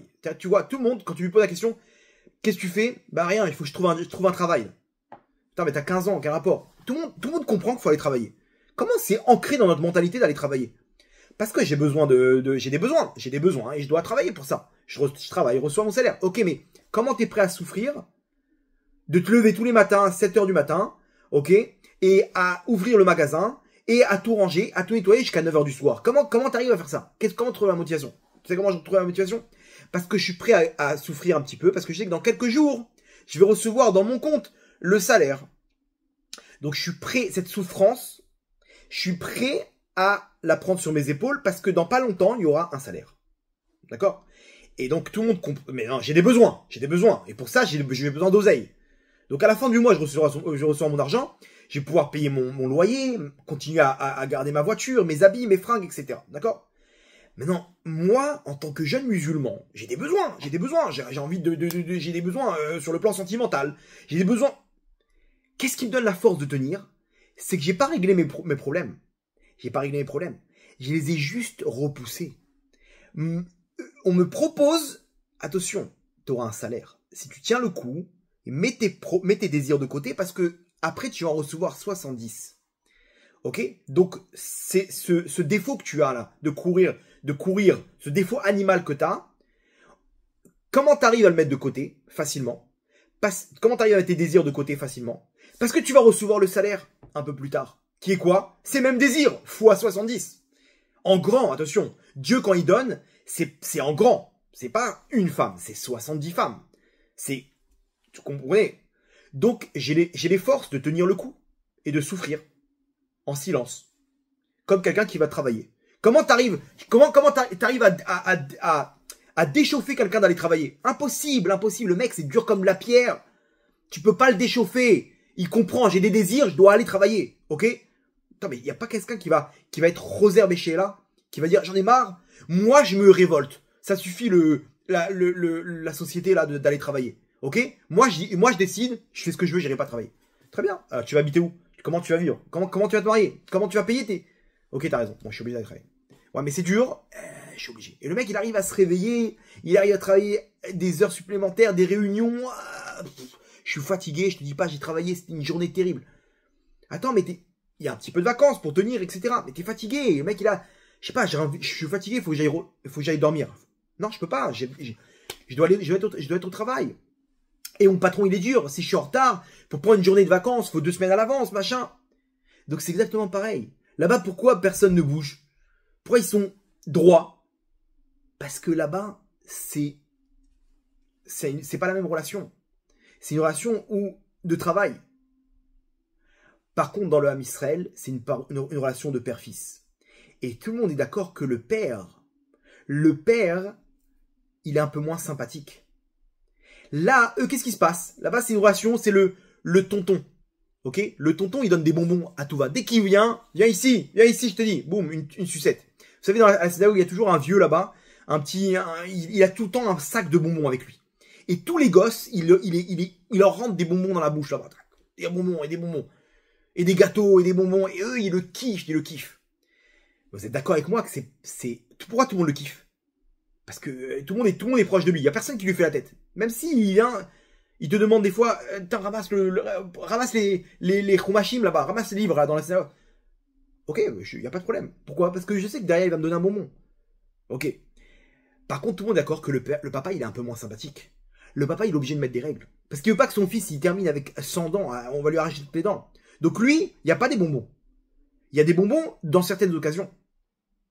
C'est le principe du chinour, de l'éducation. Maintenant, tu dois faire tes devoirs. Maintenant, tu dois rentrer prendre ta douche. Tu peux pas jouer comme ça jusqu'à des heures pas possible. Oh non, mais papa, pourquoi t'es méchant? Pourquoi t'es pas comme tonton Jean-Luc? Tout le temps des bonbons, pourquoi t'es pas comme lui? Mais mais mon sadique, c'est pas comme ça. Dans la vie, il y a des responsabilités. Donc Hachem, c'est exactement pareil. Hachem, c'est notre papa, il nous dit mon fils. Ce côté animal que t'as en toi, Akadosh Baruch Hu Sonezima, moi je déteste l'adultère. Ça, t'es obligé de l'enlever, mon tzaddik. Ma tzadika, je sais que t'aimes plaire. Je sais que t'aimes là-bas tous les likes sur Instagram. Mais tu peux pas vivre comme ça avec ce côté, c'est un côté animal. C'est un côté animal. Akadosh Baruch Hu Sonezima. Quand Akadosh Baruch Hu, il te dit Sonezima, c'est un père qui te dit mon fils. Je déteste quand t'as des mauvaises notes. Je déteste quand t'as des caries. Je déteste te voir te faire du mal. Je déteste quand t'es là en train de jouer, en train de prendre ton vélo sans casque. Parce que tu risques de prendre un mur et t'ouvrir le crâne, mon sadique. Mais papa, pourquoi t'es pas sympa? Pourquoi tu me laisses pas kiffer? Mais parce que je t'aime. Et Akadosh Baruch Hu, il nous dit pareil. Tu crois que tu vas rester un enfant à l'éternité avec des désirs comme ça de vouloir manger, dormir et jouer? Sois un adulte, spirituellement parlant. Sois un adulte, mon fils. Sois un adulte, ma tzadika. Et pour ça, Anisonezima. Je déteste ça, mon tzadik. Tu peux pas rester avec ton côté animal. Vous comprenez? Hachem ne nous propose pas 70 vierges. Que je vois c'est un papa aimant qui veut qu'on soit responsable. Bni Bechoriata. T'es là pour enseigner au monde la morale. T'es là pour enseigner pour faire descendre cette lumière de la Géoula. Donc, Rabotai, est-ce qu'on est prêt aujourd'hui à tout ça? Est-ce qu'on est prêt? Il nous manque cette lumière de Dvekut Bachem, de Géoula, de Vani Kirvat Elokim Litov, de Mashiach Ben David. C'est ça ce qui va nous enseigner le Mashiach. Et le Mashiach va nous enseigner une tchouva, pas par crainte, parce que je vais pas recevoir mon salaire à la fin du mois. Parce que je vais pas remplir mes désirs. Et donc je suis obligé de donner la tzedaka pour recevoir ma parnassa. Non! Le Mashiach va nous enseigner tout l'amour qu'Hachem il a pour nous. Toute cette tchouva, mitor hava, on va faire tchouva, tout l'homme Israël, tout le monde va faire tchouva. Mais par amour pour Hachem, parce qu'il va nous montrer la grandeur d'Hachem. La grandeur d'Hachem en tant que papa envers ses enfants. Vous comprenez? Donc Hachem, il voit que t'as des petits papillons dans le ventre. Mais il te dit, mon fils, liquide-moi ça. Tu peux pas, ça va te déranger. Tu peux pas rester avec cette carie, enlève-moi cette dent. Sinon, tu vas souffrir. Vous comprenez l'histoire, la différence? Donc là, ça n'a rien à voir. Là, il y a des épreuves. Et donc, automatiquement, je le fais 100% pour toi, Hachem. Et des fois, je flanche. Donc des fois, je pars à droite, à gauche. Parce que je dois aller chercher des étincelles pour réparer ma neshama. Mais un Yehudi, il peut jamais perdre son identité. On peut faire des détours. Mais quand on fait des détours, c'est parce qu'en fait, on répare notre neshama. Et il n'y a aucun juif qui s'éloigne d'Hachem. Aucun juif qui soit... Ça n'existe pas, Rabotai. Ça n'existe pas. Un juif, il dit, maintenant, moi, je suis chrétien, ça marche pas. Quand tu veux, tu peux revenir, tu fais tchouva. Et tu reviens au même niveau qu'avant. Vous comprenez? Donc là, c'est vrai que des fois, on part à droite, à gauche. Très facilement dans le Ham Israël. Mais parce que Hachem, il te veut en tant que fils. Et donc pour ça, des fois, il faut que tu ailles faire tes devoirs. Tu vas faire tes devoirs, je peux pas te voir maintenant. Tu reviens voir plus tard. Et donc comme ça, un juif, des fois, il s'égare pendant 2-3 ans. Et après, il revient, il fait tchouva. Et il récupère toutes ses étincelles avec lui. Et il n'a pas le même niveau. Il est Kebanim maintenant. Donc comprenez, nous, on n'est pas les Ben Hashifra. On n'est pas les fils de la servante là-bas dans Abraham. On est le fils d'Abraham lui-même et de Sarah, Yitzhak. Un jour, le Rav Mordechai Eliyahu, à la Vachalom, après la guerre des 6 jours, ils ont récupéré Hebron et Meharat Amarpela, là-bas le caveau des patriarches. Ils ont une victoire incroyable, c'est miracle sur miracle la guerre des 6 jours. Maintenant, bien entendu, là où on met nos lieux saints, hop, une mosquée ou une église, dans tous les cas. Il y avait une mosquée là-bas sur le caveau des patriarches, ok. Et lorsqu'ils ont récupéré, donc maintenant, il y a des tapis, des machins et tout, les soldats, ils sont arrivés, ils étaient heureux, ils étaient contents, la joie de récupérer le caveau de Avraham, Yitzhak et Yaakov. Et là-bas, ils sont dans l'euphorie, donc après des combats, ils ont dormi quelques minutes par nuit, ils ont à peine mangé, ils se retrouvent là-bas, tout sales, les pieds pleins de boue, dans ce que eux, ils ont fait, ils ont transformé en mosquée. Et ils sont en train de manger, en train de rigoler, l'autre, il tape une sieste sur le tapis. Et ils appellent le Rav Mordechai Eliyahu, ok? Et qu'est-ce qu'on fait maintenant? C'est un lieu saint, donne-nous des instructions. Donc lui, il arrive en catastrophe, et il voit il est venu, il est intervenu sur le plan spirituel, donner des instructions de ce qu'il faut faire. Et dès qu'il est arrivé, le Rav Mordechai Eliyahu, l'imam là-bas de la mosquée, il est sorti en furie et il commence à insulter en arabe de tous les noms le Rav Mordechai Eliaou. Dans le Rav Mordechai Eliaou, il est irakien de base, donc il sait parler l'arabe. Il lui répond en arabe, il lui dit, t'as pas honte de parler comme ça? T'as pas honte de parler comme ça? Il dit, quoi, j'ai pas honte, moi? Regarde ce que t'es en train de faire. Ok, vous venez comme ça et vous salissez les tapis. Normalement, on doit enlever les chaussures pour entrer ici. C'est un lieu saint. Vous avez aucun respect. Voilà, vous êtes tous des laïcs. Aucun respect pour le côté spirituel. Le Rav Mordechai Eliaou, il lui dit, je vais te donner un exemple et tu vas comprendre l'histoire. Il lui dit, c'est à l'image d'un papa qui est roi, qui a perdu son fils et qui demande à tous les soldats de retrouver son fils. Et il y en a un qui a réussi à récupérer son fils et qui l'amène. Maintenant, son fils, ça fait 3 jours qu'il est perdu. Il a traîné dans la forêt, là-bas, dans le noir, dans la nuit. Il a mangé des fruits, des machins, et tout plein de tout noir, tout plein de boue, tout sale. Quand le soldat, il vient, il lui dit, voilà, votre Altesse, votre fils, il est là. Tout va bien, il est en bonne santé. Et le fils, il court dans les bras de son père. Son père, il est habillé. Ok? Des plus beaux habits de roi. Et il voit son fils lui courir dans les bras. Il va pas le prendre dans les bras malgré la boue. Malgré la boue, malgré toutes ces... Parce que c'est un père envers son fils. Et peu importe s'il salit tous les tapis qui valent des milliers de dollars. Peu importe. Parce que c'est un père qui retrouve son fils. Il dit ça, c'est un lieu saint. Mais attention. C'est Bni Bechori. C'est les enfants, les enfants d'Hachem qui reviennent après 2000 ans d'exil. Vous devez respecter tout ça, les lieux saints. Pourquoi? Parce que vous êtes les enfants de la servante. Le serviteur, il ne peut pas s'allonger sur un tapis. Sinon, on le renvoie. Mais nous, après 2000 ans, on rentre dans le palais du roi. On rentre dans le palais du roi et là on saute dans les bras d'Hachem. Et Hachem, il nous accueille, peu importe si on est sale, peu importe si on a des avérotes. Parce que nous, c'est ce qu'on veut. On veut faire tchouva, on veut récupérer cette proximité avec Hachem. Rabotai. Donc, Akadosh Baruch Hu, il attend de nous qu'on retrouve ce lien. Et ça se passe à Pessah, c'est le lien qu'Hachem il attend de nous. Keneged Arba Banim Dibra Torah, comme les 4 enfants, elle a parlé de la Torah. On est chacun d'enfant, il y a le Racha, il y a le Tam, il y a le Tzadik. Chacun selon son niveau. Mais on rentre tous dans les bras d'Hachem. Et quand on a compris que Hachem il attend de nous cet enfant qui rentre dans les bras d'Hachem, quand on fait tchouva, mais tchouva be'ava, pas crainte, pas en tant que fonctionnaire qui tremble de peur. Non, par amour. Comment j'ai pu te décevoir, Hachem? Comment j'ai pu te décevoir toutes ces années dans la touma, dans le mal? Quoi, je peux rentrer je suis un peu sale, Hachem. Mais viens dans mes bras, mon tzadik. Viens dans mes bras, ma tzadika. Fais tchouva, allez. Viens. Comprends, attention. Je suis obligé, mon fils. Je suis obligé de t'envoyer là-bas. Parce que regarde comment t'es devenu un grand maintenant. T'es devenu responsable. Je suis obligé, t'as réparé ta neshama. Donc on a des épreuves. Mais ne flanchez pas, les gars. Ne flanchez pas les tzadikim. Akadosh Baruch Hu, il va nous récupérer à la fin des temps tout le Ham Israël. C'est pour bientôt. Et si on n'a pas compris, malheureusement, on va devoir accélérer. Et c'est ce qui va se passer dans les prochains événements, Rabotai. C'est la Géoula. La Géoula, malheureusement, Akadosh Baruch Hu, il accélère. Et il nous fait passer des fois par le 7 octobre. Par le 7 octobre, pour qu'on comprenne. Mes enfants, je suis obligé de vous faire passer par là. Je suis obligé de vous faire passer par là pour vous faire grandir. Et le Ham Israël, il a grandi. Et après, regardez ce qui a suivi derrière. Regardez tout ce qui a suivi derrière. Tous les ennemis d'Israël, ils ont été liquidés. Tous. Mohamed Def, le Sinwar, Nasrallah, Bachar el-Assad. Okay, tout cela, ils ont disparu. Le Hezbollah, aujourd'hui, il va à sa perte. Il tremble de peur d'Israël. Mais comment c'est possible?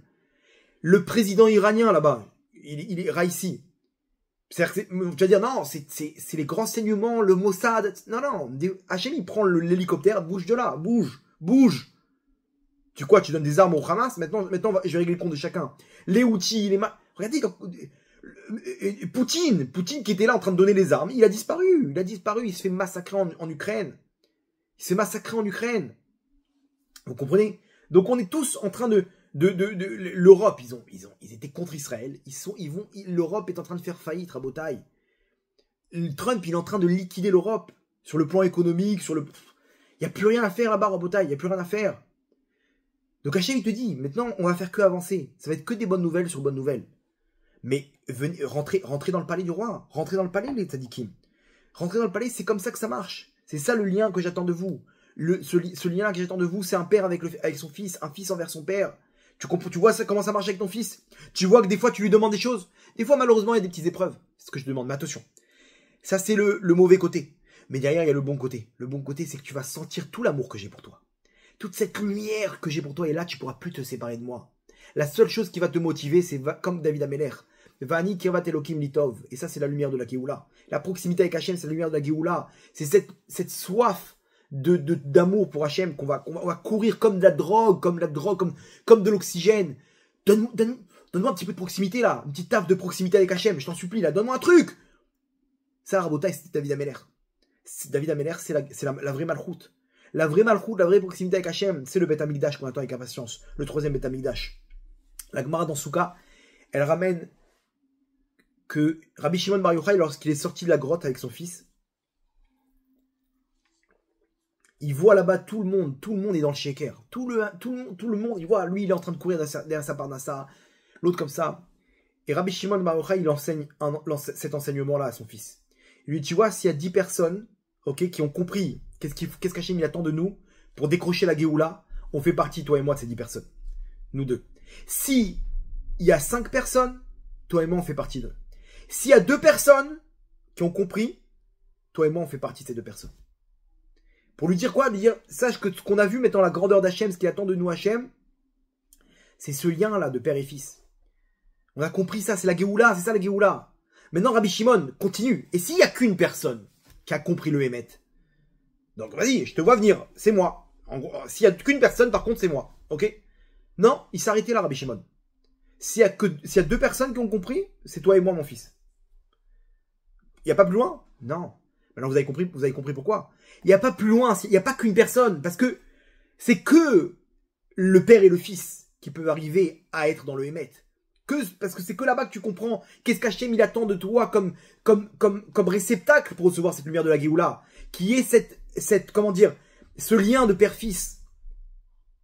Vous comprenez? Donc là, je peux pas aller plus loin, parce que si je vais plus loin, je suis tout seul. Et si je suis tout seul, je rétrograde. C'est que quand je suis avec mon fils que je comprends, que j'arrive à ce niveau de père et fils. Donc Rabotai, ça c'est la lumière de la Géoula. C'est la lumière qu'on reçoit à Pessah. À Pessah, on va monter de vitesse. Cette lumière-là, on va devoir continuer à passer des épreuves pour pouvoir continuer à réparer Hachem. Mais derrière, vous inquiétez pas, Hachem il va nous montrer que la colle est au vague. Mais venez dès maintenant à Pessah. On dit Hachem, prends-moi dans tes bras, prends-moi dans tes bras. Ça y est, je veux réussir. Donne-moi la rachamim pour réussir ma mission sur terre et pour enfin goûter à ta proximité. Ça, c'est la lumière de Pessah, Rabotai. La lumière de Pessah, c'est la Géoula. C'est ce réceptacle. Donc on doit faire descendre cette lumière qui va descendre coûte que coûte. Mais sinon, on n'est pas prêt. Alors, elle va descendre et on va passer à côté de la lumière du Mashiach, Rabotai. La lumière du Mashiach, c'est quoi? Vani Kirvat Elokim Litov. Ça, c'est David Ameller. C'est ce qu'il voulait toute sa vie, le Beth Amikdash. Et le Mashiach, il va venir, il va construire le 3e temple. Et il va matérialiser toute cette lumière dans ce réceptacle qui est le Beth Amikdash. Donc à nous, Rabotai, dans ce bras de fer, comment vaincre au Moyen-Orient par rapport à tous ces gens, tous ces ennemis qui veulent du mal, en s'élevant. Ne reste pas comme eux, comme des Avadim, le Eved, le Ben Hashifra. On n'est pas là-bas, nous. Nous, on s'élève au niveau de Hatzilut. Et quand tu t'élèves, à ce moment-là, il y a plus de comparaison. Il n'y a plus de guerre possible. C'est Hachem qui prend le dessus. C'est la Géoula, Rabotai. On va terminer avec une petite histoire. L'histoire de Chizkiyahu Amelech, Alav Shalom, le roi Chizkiyahu. Histoire incroyable, Rabotai. Chizkiyahu Amelech, c'était un roi tzaddik qui était l'arrière-petit-fils de David Amelech.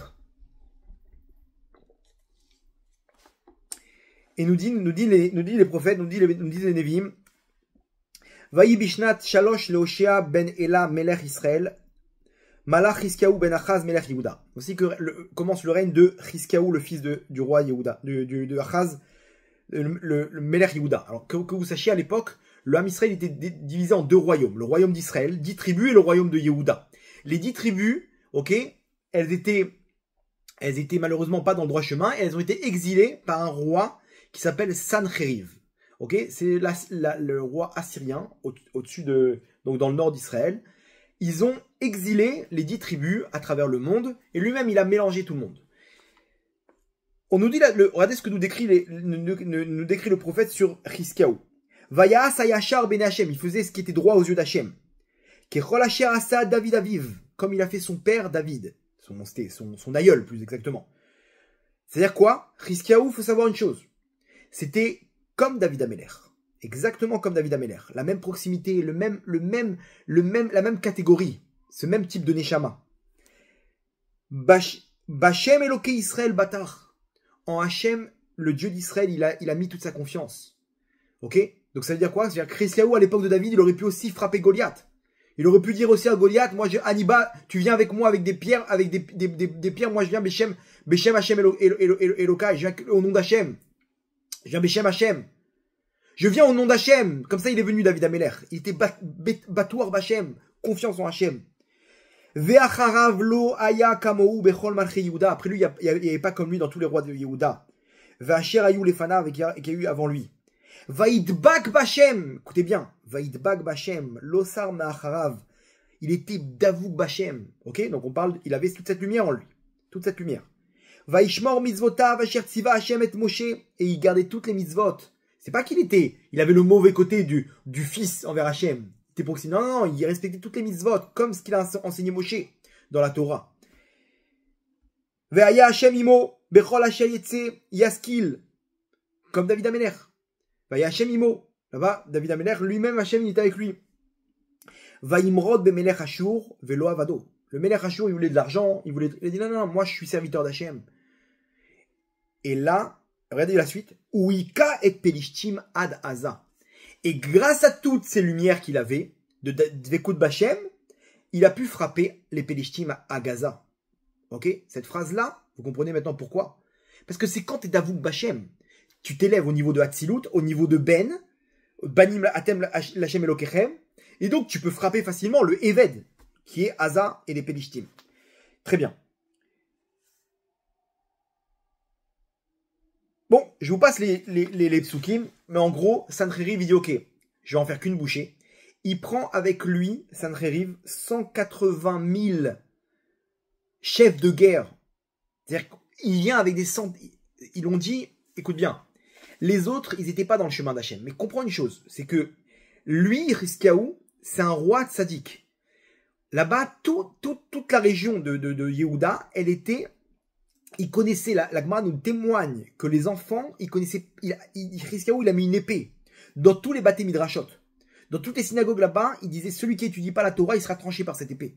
C'est-à-dire qu'il a instauré des lois d'études de Torah. Lui, il voulait que dans son royaume, il est Torah Mitzvot. Bien entendu, il a aussi enseigné la Dvekut Hachem, parce que lui-même, il servait Hachem comme ça. D'accord? Ils lui ont dit, les conseillers de Sancheriv, ils lui ont dit, attention, ça rigole pas. Lui, il est avec Hachem, et c'est pas la même réussite. Tu vas pas avoir la même réussite. Ok. Il a réuni toute son armée. Et il arrive devant Yerushalayim. Il prend le télescope là-bas, il prend les jumelles, et il voit quoi? Il voit une armée de prêtres. Il voit le Beth Amikdash, il voit des Kohanim. Il dit, attends, ils sont où les soldats là? Il y a une muraille, c'est bon, la muraille, 3 jours, c'est terminé. Mais ils sont où les soldats? Je comprends pas, ils n'ont pas des catapultes, ils n'ont pas des archers, ils n'ont pas des... Détente les mecs, ils sont en djellaba là-bas, dans le Beth Amikdash. Il dit, bon, écoute, fais attention, je te dis, c'est pas pareil. Le soir même, donc le lendemain, il doit attaquer. Le soir même, l'ange de Sancheriv, qui représente son peuple dans les mondes d'en haut, il se dévoile à lui, ok? Il lui dit, sache une chose, si tu n'attaques pas maintenant, ok, c'est terminé pour toi. Dans quelques heures, le Ham Israël, il va recevoir une lumière, tu pourras plus l'atteindre. Sancheriv, il écoute, il lui dit, écoute-moi bien. Jusqu'à maintenant, je me suis dit, mais j'ai perdu mon temps, ok, je me suis déplacé pour rien avec toutes mes armées. Là, enfin, tu me donnes un challenge. Donc moi, j'attaquerai comme prévu demain à la première heure. D'accord? Là, j'ai dit, ok, fais ce que tu veux, mais tu viendras pas te plaindre après. T'inquiète pas, j'en ferai qu'une bouchée. Ce soir-là, Rabotaï, et c'est pas pour rien, ce soir-là, c'était Pessah. Le soir du Seder de Pessah, ils finissent la prière, Hiskiaou Ameler, il ouvre les fenêtres, il voit une étendue de soldats. Vous croyez qu'il avait peur, Hiskiaou Ameler? Hiskiaou Ameler, il ouvre le Echal. Il ouvre le Sefer Torah. Et il prie Hachem. Vaïtpalel Hiskiaou lifne Hachem. Bon, je vous passe la prière, mais il dit Hachem, tout ce qu'on a fait, c'était pour toi. Nous, on n'a rien à craindre. On t'a servi de toutes nos forces. Nous, on a fait ce qu'il faut. Et on va faire ce qu'il faut. Ce soir, c'est Pessah. L'ordre que j'ai donné au Ham Israël, c'est de faire le Seder de Pessah comme il faut. Pas besoin de se cacher, pas besoin de fuir. Nous, on fera le Seder de Pessah comme il faut. Et toi, tu nous libéreras d'Égypte. Comme tu nous as libérés d'Égypte, tu nous libéreras de Sancheriv. Ils ferment les portes du Echal et ils vont tous faire le Seder de Pessah. Et après, ils vont tous ronfler comme si de rien n'était. Vous entendez ça? Le mec, on sait. Imagine-toi, on te dit l'Iran, ils vont attaquer. Ok, l'Iran, il y a un an jour pour jour. L'Iran, ils ont attaqué. On te dit, ça y est, les missiles balistiques, ils sont partis. Les drones et les machins. Dans 4 heures, ils arrivent en Israël. Combien ils sont partis dormir tranquilles? En sachant dans 4 heures, il y a une pluie de missiles balistiques. Rabotaï, moi, je suis parti dormir tranquille. J'ai essayé de me conditionner, de dire, de toute façon, si ça sonne, on aura le temps de foncer. Bien, il se passera ce qui se passera, on est avec Hachem. Effectivement, miracle sur miracle, pas un mort. Ok? La deuxième phase, là, il y a eu un mort, comment dire, un Palestinien qui était en Israël, ok? Il est un Palestinien illégal, qui était un travailleur illégal en Israël, il n'y a que lui qui est mort. Bon, vous voyez que Hachem, il est là. Chizkiyahu, ils sont partis tous ronfler. Et là, regardez la suite. Vaï balaylahu vaïtse malach Hachem, cette nuit-là, donc c'était l'El HaSeder, ok? Cette même nuit de Pessah, Hachem, il envoie un ange. Il y a un ange, tous les anges qui viennent aux aurores chanter devant Hachem. Là, Hachem, il a dit à un seul d'entre eux, il leur dit, toi, stop, toi, tu descends, tu vas faire le chant en bas. Vaï balaylahu vaïtse malach Hachem, il est sorti un des anges d'Hachem. Vaïach bamachane Ashur me'ash monim vechamisha elef. Il a frappé, en fait, par la parole, par son chant, il a frappé 185 000, ok, soldats de l'armée de Ashur, donc de Sancheriv. Vayashkimu baboker, ils se sont levés. Il n'y en a que 4 qui ont survécu. Veine kulam bgarim metim. Tous des cadavres. Tous des cadavres, Rabotai. Ils sont partis en courant le sprint de leur life. Chizkiyahu, il se lève le matin, il ouvre les fenêtres et il voit une étendue de cadavres. Rabotai, la Gemara nous dit que Hachem voulait faire de Chizkiyahu le Melech HaMashiach. T'as compris l'histoire? Mais Chizkiyahu Melech, il s'est senti trop petit. Il a dit non, mais moi je peux pas remercier Hachem pour tout ça. Qui je suis? Mais Moshe Rabbeinu, Hachem, il a libéré, ok, il lui a ouvert la mer. Il a fait un chant. Moi, j'ai rien fait. On va faire un chant, nous, on a rien. Okay. C'est Hachem qui a fait tout du début à la fin. Hachem dit non, mon fils, t'aurais dû chanter. Si Chizkiyahu Melech, il avait fait un chant de remerciement à Hachem, Hachem, il aurait fait de lui le Melech HaMashiach. Parce que c'était exactement l'élément. L'élément, mon fils, chante. Allez, viens, toi et moi, on danse ensemble. Non, je suis pas capable, Hachem. Je sais pas si je mérite vraiment ce niveau. Dommage, mon fils, dommage. En fait, c'était pas le moment. C'était pas le moment et il n'a pas eu l'idée de chanter. Mais sinon, Hachem, il aurait fait de lui le Melech HaMashiach et de Sancheriv Gog ou Magog, le Melech Gog. Pourquoi Hachem nous dit ça? Pour dire qu'ici, il y avait tous les ingrédients de la Géoula. Sauf qu'il nous manquait la cerise sur le gâteau. Rabotai, comment il est arrivé à ce niveau? Comment il est arrivé, malgré les événements, à décrocher cette lumière de la Géoula, Chizkiyahu, a presque décroché. Les prophètes nous donnent la solution. Nous donnent la solution dans l'épisode qui suit juste après. Regardez ce que nous dit juste après. On nous dit comment Chizkiyahu il arrive à ce niveau. Comment il est arrivé à décrocher presque cette lumière de la Géoula et à réussir à atteindre cette délivrance incroyable. Et le prophète nous dit Bayami Mahem, Chala Chizkiyahu Lamut. Donc là, nous disent les commentateurs, Bayami Mahem, là on te fait un flashback. Ok, retour en arrière. Tu vas comprendre pourquoi il est arrivé à ce niveau-là, Chizkiyahu Melech, à cette délivrance incroyable. Et on nous dit à cette époque là-bas, Chala Chizkiyahu Lamut, il était entre la vie et la mort, Chizkiyahu. Vayavo Elav Yeshayahu Ben Amoz Anavi. Il est venu le voir, le prophète Yeshayahu. Vayomer Elav Kohamar Hashem, il lui a dit, voici les paroles d'Hachem. Tsav le betecha kimet ata velo tirkie. Prépare prépare tes dernières demandes parce que tu vas mourir. Velo tirkie, tu vivras pas. Pourquoi nous disent nos sages? La Gemara dans Brachot nous dit, tu vas mourir et dans ce monde-là et tu ne vivras pas dans le monde futur. Pourquoi? Nous disent nos sages parce qu'ils voulaient pas amener d'enfants. Ils voulaient pas amener d'enfants. Ils voulaient pas se marier pour pas amener d'enfants. Et là, vous devez tilter normalement. Alors l'histoire, c'est qu'il a vu Berouach HaKodesh que ses enfants, ils allaient être des Réchaïm. Donc il s'est dit, je vais pas faire de dégâts, je vais pas amener d'enfants, comme ça, il n'y aura pas de problème. Mais Hachem, il lui dit quoi? Tu veux mourir dans ce monde-là et dans le monde futur? Si tu n'amènes pas d'enfants, mon fils, alors comment tu vas comprendre le niveau que j'attends de toi? Le niveau que j'attends de toi, c'est le niveau de Hatzilut, de père-fils. Et ce niveau-là, tu peux l'atteindre que en comprenant ce que j'attends de toi en tant que fils. Et pour ça, il faut que tu amènes des enfants. Peu importe si tes enfants, ils seront le rachat qu'il y a dans la Gada. Tous les enfants, c'est bon à prendre.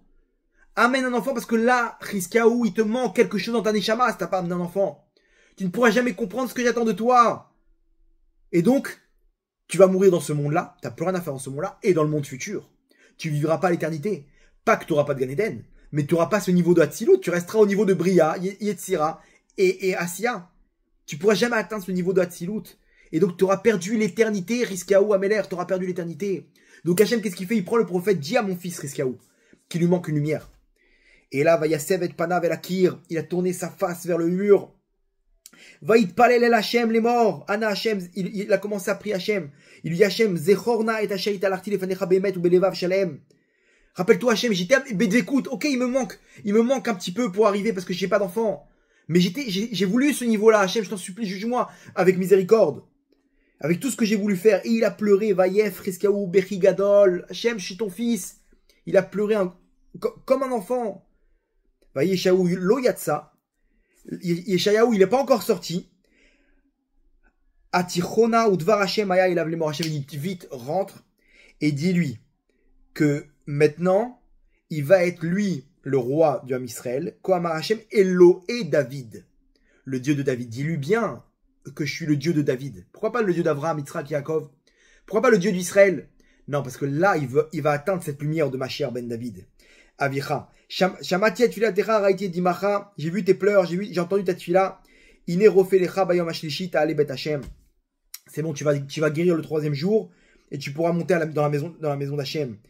Veosafti aliamecha chamesh esre shana. Je vais rajouter à ta vie 15 ans. C'est quoi 15 ans, Rabotai? C'est les 15 niveaux de la Shrina, les 15 niveaux du Seder de Pessah. Et c'est à Pessah, ce même jour, ce jour de la lumière, de la proximité entre l'homme, entre le papa et le fils, cette lumière de la proximité avec Hachem, où les enfants, ils sont eux-mêmes les acteurs principaux. C'est là-bas que tu auras une grande délivrance, ou mikaf melech Ashur atzilecha. Et je te sauverai de la main du Melech Ashur. Ve'etaïr Azot, la ville de Yerushalayim, veganoti à la Ir Azot. Je vais protéger cette ville, les Mahani, ou les Mahan David Avdi.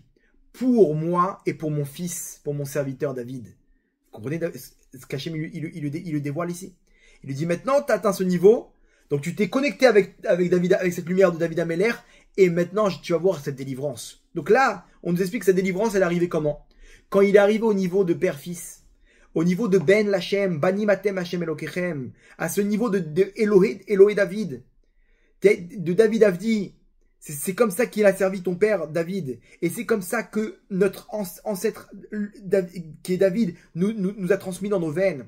Ce potentiel, il est en nous, Rabotai. Et là, c'est Pessah. Là descend cette lumière. Si on n'arrive pas à débloquer cette Vekout Bachem, on n'arrive pas à supplier Hachem comme un fils qui sort d'Égypte. Hachem, je sors d'Égypte, mais je veux sortir pour être ton fils. Et c'est ce qu'on transmet à nos enfants à Botaï. C'est exactement cette même lumière, c'est cette lumière du soir du Seder de Pessah. Et là, vous allez voir les événements.